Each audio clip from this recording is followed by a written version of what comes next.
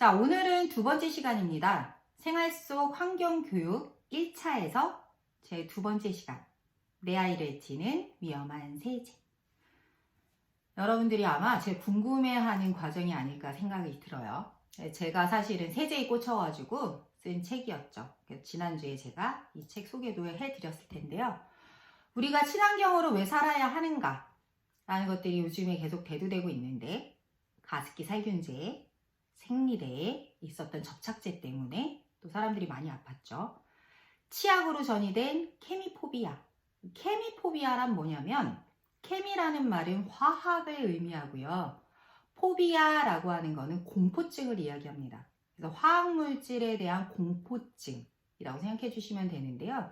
케미포비아라고 하는 것 때문에 요즘에 화학 제품을 다 버리고 완전 천연으로 사는 사람들도 상당히 많습니다. 그러면 이렇게 사람들이 공포증을 느낄 정도로 화학물질이 뭔가 우리한테 문제를 자꾸 일으키나? 그래서 오늘은 그 중에서도 세제에 관련해서 생각을 해보도록 할게요. 생활 속 유해 화학물질이 몸에 쌓이면 왜 위험할까요?를 우리가 지난주에 해봤어요. 그래서 제가 지난주에 숙제도 내드렸는데 기억하시려는지 모르겠습니다. 여러분들이 사용하고 있는 화학 제품들의 성분이 뭐가 들어있는지 확인을 해보셨어요? 한번 보셨어요? 보셨나요? 네, 봤어요. 지난주에 생활 속 유해 화학물질이 몸에 쌓이면 왜 위험한지에 대해서 생각을 해봤죠. 그래서 내분비계가 교란된다고 말씀드렸고, 내분비계라고 하는 거는 호르몬이라고 말씀드렸고, 이렇게 생활 속 유해 물질은 몸에 들어와서 유사 여성 호르몬처럼, 그러니까 여성 호르몬인 것처럼 활동을 한다고 그랬어요.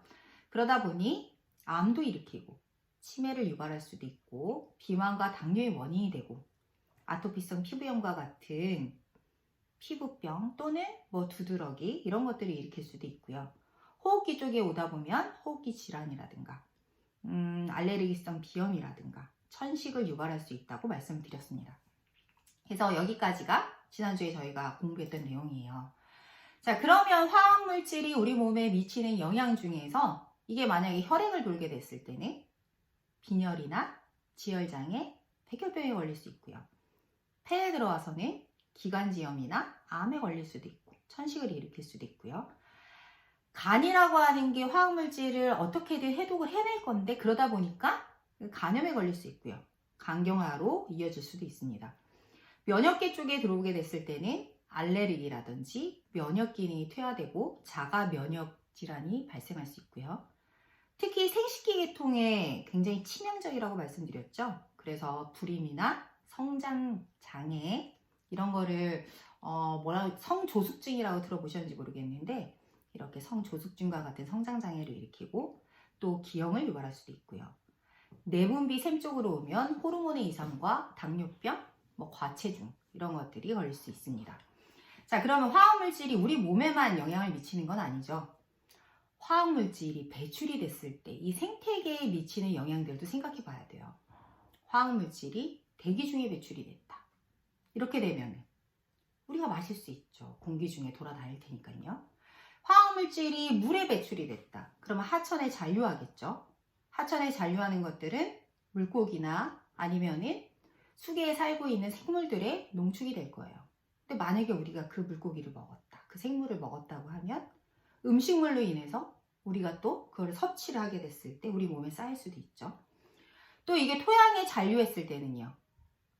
식물들에게도 작용을 하겠죠. 식물에 농축이 될 거고 야생동물들의 몸에도 농축이 될 겁니다. 자, 이렇게 유해 화학물질이라고 하는 거는 인간한테만 미치는 건 아니죠. 전 생태계적으로도 미치는 영향이 굉장히 지대합니다.